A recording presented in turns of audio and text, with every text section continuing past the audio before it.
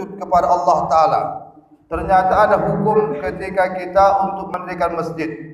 Sanatakallam huna an fadlil masjid. Maka pada hukum ini kami akan menceritakan keutamaan bagi setiap mereka yang memakmurkan masjid. Wa fadlun bina'uha wal makasun fiha. Kemudian keutamaan bagi mereka yang membangun masjid wal makasun fiha, dan kemudian mereka yang beriktikaf bertetap di masjid. Wa ta'allaqu qalba biha, dan kemudian ada orang yang tak bisa beriktikaf tapi hatinya terlalu ingat kepada masjid. Wa an sifati bina'iha wal iktisadum fi, maka sifat untuk membangun dengan tujuan adalah memakmurkannya. Wa ima yajujum fiha wa ma la yajujun, dan kemudian kira-kira apa perbuatan yang dibolehkan dan apa pula yang tak dibolehkan. Wa ghairu dzalika min ahkamil mukhassatin fiha, maka yang demikian hukum khusus tentang masalah masjid. Makanya masjid ini merupakan salah satu yang harus kita muliakan, yang harus kita makmurkan. Ini kewajiban seluruh kaum muslimin. Kemudian fadluha, apa keutamaannya?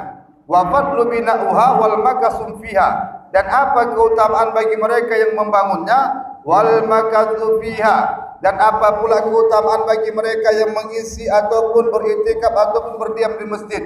Al masajidu buyutullah, masjid itu merupakan rumah Allah fil ardi, di permukaan bumi ini. Jadi Pak, kalau kita ingin berjumpa rumah Allah, maka rumah Allah itu masjid.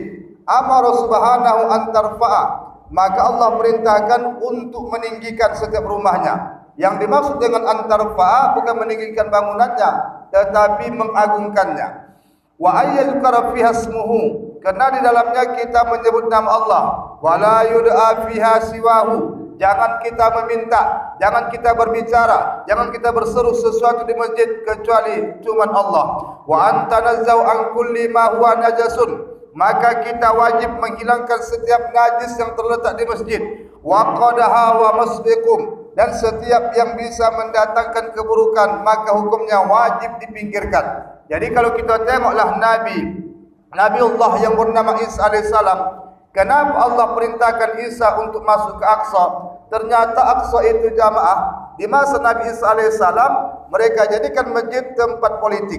Mereka jadikan masjid tempat mereka berniaga. Mereka jadikan masjid tempat mereka berkumpul kemudian bercerita tentang masalah urusan dunia. Maka disebutkan dalam sebuah hadis, apa kata Nabi dalam sebuah hadis?